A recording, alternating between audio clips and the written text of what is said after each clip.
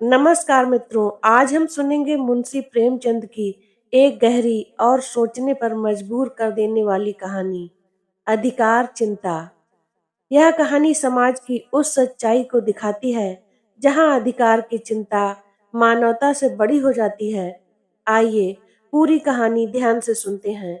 अधिकार चिंता। टॉमी यूं देखने में तो बहुत तगड़ा था, भूखता तो सुनने वाले के कानों के पर्दे फट जाते। डील डोल भी ऐसा कि अंधेरी रात में उस पर गधे का भ्रम हो जाता, लेकिन उसकी स्वानोचित वीरता किसी संग्राम क्षेत्र में प्रमाणित न होती थी। दो चार दफे जब बाजार के लेडियों ने उसे चुनौती दी तो वह उनका गर्व मर्दन करने के लिए मैदान में आया, और देखने वालों का कहना है कि जब तक लड़ा वह जी जान से लड़ा। नखों और दांतों से ज्यादा चोटें उसकी दुम ने की। निश्चित रूप से नहीं कहा जा सकता कि मैदान किसके हाथ रहा, किंतु जब उसके दल को कुमक मांगनी पड़ी तो रणशास्त्रों के नियमों के अनुसार विजय का श्रेय टॉमी को ही देना उचित न्यायकूल जान पड़ता है। टॉमी ने उस अवसर पर कौशल से काम लिया, किंतु तब से उसने ऐसे सन्नति विहीन प्रतिद्वंदियों के मुंह लगना उचित न समझा। इतना शांति प्रिय होने पर भी टॉमी के शत्रुओं की संख्या दिनों दिन बढ़ती जाती थी। उसके बराबर वाले उसके लिए जलते कि वह इतना मोटा ताजा होकर इतना भीरू क्यों है। बाजारी दल इसलिए जलता कि टॉमी के मारे घूरों पर की हड्डियां भी न बचने पाती थीं। वह हर घड़ी रात उठता और हलवाइयों की दुकानों के सामने दोनों और पत्तलों कसाईयों के सामने की हड्डियों और छींचड़े चबा डालता। अतएव इतने शत्रुओं के बीच में रहकर टॉमी का जीवन संकटमय हो जाता था। महीनों बीत जाते और पेट भर भोजन न मिलता। दो तीन बार उसे मनमाने भोजन करने की ऐसी प्रबल उत्कंठा हुई कि उसने संदिग्ध साधनों द्वारा उसको पूरा करने की चेष्टा की, पर जब परिणाम आशा के प्रतिकूल हुआ और स्वादिष्ट पदार्थों के बदले अरुचिकर दुर्ग्राह्य वस्तुएं पेट भर खाने को मिली, जिससे पेट के बदले कई दिन तक पीठ में विषम वेदना होती रही, तो उसने विवश होकर फिर सन्मार्ग का आश्रय लिया। पर डंडों से पेट चाहे भर गया हो, वह उत्कंठा शांत न हुई। वह किसी ऐसी जगह जाना चाहता था जहां खूब शिकार मिले, खरगोश, हिरन, भेड़ों के बच्चे मैदानों में विचर रहे हों और उनका कोई मालिक न हो, जहां किसी प्रतिद्वंदी की गंध तक न हो, आराम करने को सघन वृक्षों की छाया हो, पीने को नदी का पवित्र जल। वहां मनमाना शिकार करूं, खाऊं और मीठी नींद सोऊं। वहां चारों ओर मेरी धाक बैठ जाए, सब पर ऐसा रोब छा जाए कि मुझी को अपना राजा समझने लगे, और धीरे धीरे मेरा ऐसा सिक्का बैठ जाए कि किसी द्वेषी को वहां पैर रखने का साहस न हो। संयोगवश एक दिन वह इन्हीं कल्पनाओं के सुखद स्वप्न देखता हुआ सिर झुकाए सड़क छोड़कर गलियों से चला जा रहा था कि सहसा एक सज्जन से उसकी मुठभेड़ हो गई। टॉमी ने चाहा कि बचकर निकल जाऊं, पर वह दुष्ट इतना शांति प्रिय न था। उसने तुरंत झपट कर टॉमी का टेटुआ पकड़ लिया। टॉमी ने बहुत अनुनय विनय की, गिड़गिड़ा कर कहा, ईश्वर के लिए मुझे यहाँ से जाने दो। कसम ले लो जो इधर पैर रखूं। मेरी सामत आई थी कि तुम्हारे अधिकार क्षेत्र में चला आया, पर उस मदांध और निर्दयी प्राणी ने जरा भी रियायत न की। अंत में हार कर टॉमी ने गंधर्व स्वर में फरियाद करनी शुरू की। यह कोलाहल सुनकर मोहल्ले के दो चार नेता लोग एकत्र हो गए, पर उन्होंने भी दीन दया करने के बदले उल्टे उसी पर दंड प्रहार करना शुरू किया। इस अन्यायपूर्ण व्यवहार ने टॉमी का दिल तोड़ दिया। वह जान छुड़ा कर भागा। उन अत्याचारी पशुओं ने बहुत दूर तक उसका पीछा किया, यहाँ तक कि मार्ग में एक नदी पड़ गई और टॉमी ने उसमें कूदकर अपनी जान बचाई। कहते हैं ना कि एक दिन सबके दिन फिरते हैं। टॉमी के दिन भी नदी में कूदते ही फिर गए। कूदा था जान बचाने के लिए, हाथ लग गए मोती। तैरता हुआ उस पार पहुंचा तो वहां उसकी चीर संचित अभिलाषाएं प्रतिमूर्ति हो रही थी। यह एक विस्मृत मैदान था। जहां तक निगाह जाती थी हरियाली की छटा दिखाई देती थी। कहीं नालों का मधुर कलरव था, कहीं झरनों का मंद गान, कहीं वृक्षों के सुखद पुंज थे, कहीं रेत के सपाट मैदान। बड़ा सुरम्य मनोहर दृश्य था। यहाँ बड़े तेज नखों वाले पशु थे, जिनकी सूरत देखकर टॉमी का कलेजा दहल जाता था।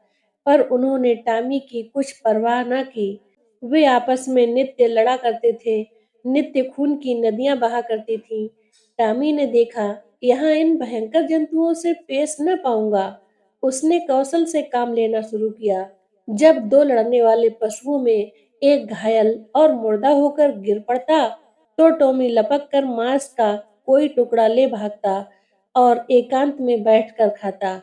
विजयी पशु विजय के उन्माद में उसे तुच्छ समझकर कुछ न बोलता। अब क्या था, टॉमी के पौ बाहर हो गए। सदा दिवाली रहने लगी। न गुड़ की कमी थी, न गेहूं की। नित्य नए पदार्थ उड़ाता और वृक्षों के नीचे आनंद से सोता। उसने ऐसे सुखद स्वर्ग की कल्पना भी न की थी। वह मरकर नहीं, जीते जी स्वर्ग पा गया। थोड़े ही दिनों में पौष्टिक पदार्थों के सेवन से टॉमी की चेष्टा ही कुछ और हो गई। उसका शरीर तेजस्वी और सुगठित हो गया। अब वह छोटे मोटे जीवों पर स्वयं हाथ साफ करने लगा था। परंतु जंगल के जंतु अब चौंके और उसे वहां से भगा देने का यत्न करने लगे। टॉमी ने एक नई चाल चली। वह कभी किसी पशु से कहता, तुम्हारा फला शत्रु तुम्हें मार डालने की तैयारी कर रहा है। किसी से कहता, फला तुमको गाली दे रहा था। जंगल के जंतु उसके चकमे में आकर आपस में लड़ जाते और टॉमी की चांदी हो जाती। अंत में यहाँ तक नौबत पहुंची कि बड़े बड़े जंतुओं का नाश हो गया। छोटे मोटे पशुओं का तो उससे मुकाबला करने का साहस न होता था। उसकी उन्नति और शक्ति देखकर उन्हें ऐसा प्रतीत होने लगा, मानो यह विचित्र जीव आकाश से हमारे ऊपर शासन करने के लिए भेजा गया है। टॉमी भी अब अपनी शिकारबाजी के जौहर दिखाकर उनकी इस भ्रांति को पुष्ट कर दिया करता था। बड़े गर्व से कहता, परमात्मा ने मुझे तुम्हारे ऊपर राज्य करने के लिए भेजा है।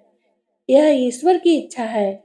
तुम आराम से अपने घर में पड़े रहो। मैं तुमसे कुछ न बोलूंगा। केवल तुम्हारी सेवा करने के पुरस्कार स्वरूप तुमसे एक आध का शिकार कर लिया करूंगा। आखिर मेरे भी तो पेट है। बिना आहार के कैसे जीवित रहूंगा और कैसे तुम्हारी रक्षा करूंगा। वह अब बड़ी शान से जंगल में चारों ओर गौरवान्वित दृष्टि से ताकता हुआ विचरा करता। टॉमी को अब कोई चिंता थी तो यह कि इस देश में मेरा कोई मुद्दई न उठ खड़ा हो। वह सजग और सशस्त्र रहने लगा। ज्यों-ज्यों दिन गुजरते थे और सुख भोग का चस्का बढ़ता जाता था, त्यों-त्यों उसकी चिंता भी बढ़ती जाती थी। बस अब बहुधा रात को चौक पड़ता और किसी अज्ञात शत्रु के पीछे दौड़ता। अक्सर अंधा कुकुर बात से भूखे वाली लोकोक्ति को चरितार्थ करता। वन के पशुओं से कहता, ईश्वर न करे कि तुम किसी दूसरे शासक के पंजे में फंस जाओ। वह तुम्हें पीस डालेगा। मैं तुम्हारा हितैषी हूँ, सदैव तुम्हारी शुभ कामना में मग्न रहता हूँ। किसी दूसरे से यह आशा मत रखो। पशु एक स्वर में कहते, जब तक हम जिएंगे आप ही के अधीन रहेंगे। आखिरकार यह हुआ कि टॉमी को क्षण भर भी शांति से बैठना दुर्लभ हो गया। वह रात दिन दिन दिन भर नदी किनारे इधर से उधर चक्कर लगाया करता। दौड़ते दौड़ते हाँफने लगता, बेदम हो जाता, मगर चित्त को शांति न मिलती। कहीं कोई शत्रु न घुस आए। लेकिन क्वार का महीना आया तो टॉमी का चित्त एक बार फिर से अपने पुराने सहचरी से मिलने के लिए लालायित होने लगा। वह अपने मन को किसी भांति रोक न सका। वह दिन याद आया जब वह दो चार मित्रों के साथ किसी प्रेमिका के पीछे गली गली और कूचे कूचे में चक्कर लगाता था। दो चार दिन तो उसने सब्र किया, पर अंत में आवेग इतना प्रबल हुआ कि वह तकदीर ठोक कर खड़ा हुआ। उसे अब अपने तेज और बल पर अभिमान भी था। दो चार को तो वही मजा चखा सकता था, किंतु नदी के इस पार आते ही उसका आत्मविश्वास प्रातःकाल के तम के समान फटने लगा। उसकी चाल मंद पड़ गई। आप ही आप सिर झुक गया, दुम सिकुड़ गई। लेकिन एक प्रेमिका को आते देखकर वह विह्वल हो उठा, उसके पीछे हो लिया। प्रेमिका को उसकी वह कुचेष्टा अप्रिय लगी। उसने तीव्र स्वर में उसकी अवहेलना की। उसकी आवाज सुनते ही उसके कई प्रेमी आ पहुंचे और टॉमी को वहां देखते ही जामे से बाहर हो गए। टॉमी सिटपिटा गया। अभी निश्चय न कर सका था कि क्या करूं, कि चारों ओर से उस पर दांव और नखों की वर्षा होने लगी। भागते भी न बन पड़ा। देह लहूलुहान हो गई। भागा भी तो शैतानों का एक दल पीछे था। उस दिन से उसके दिल में शंका सी समा गई। हर घड़ी यह भय लगा रहता था कि आक्रमणकारियों का दल मेरे सुख और शांति में बाधा डालने के लिए, मेरे स्वर्ग को विध्वंस करने के लिए आ रहा है। यह शंका पहले भी कम न थी, अब और बढ़ गई। एक दिन उसका चित्त भय से इतना व्याकुल हुआ कि उसे जान पड़ा शत्रु दल आ पहुंचा। वह बेग से नदी के किनारे आया और इधर से उधर दौड़ने लगा। दिन बीत गया और रात बीत गई, उसने विश्राम न लिया। दूसरा दिन आया और गया, पर टॉमी निराहार निर्जल नदी के किनारे चक्कर लगाता रहा। इस तरह 5 दिन बीत गए।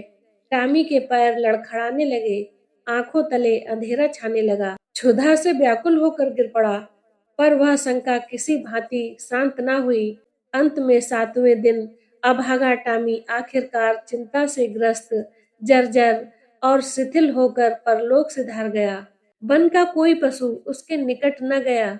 किसी ने उसकी चर्चा तक न की। किसी ने उसकी लाश पर आंसू तक न बहाए। कई दिनों तक उस पर गिद्ध और कौवे मड़राते रहे। अंत में अस्थि पंजरों के सिवा और कुछ न रह गया। तो दोस्तों, जहाँ कर्तव्य नहीं, वहाँ अधिकार भी बोझ बन जाते हैं। मित्रों, अधिकार चिंता हमें यह सिखाती है कि केवल अधिकारों की मांग मनुष्य को महान नहीं बनाती, बल्कि कर्तव्य का बोध ही समाज को जीवित रखता है। वीडियो पसंद आया हो तो चैनल को सब्सक्राइब करें, बेल आइकन दबाएं और इस कहानी को उन लोगों तक जरूर पहुंचाएं जिन्हें आज भी अधिकार की चिंता है। धन्यवाद। फिर मिलेंगे एक नई कहानी के साथ।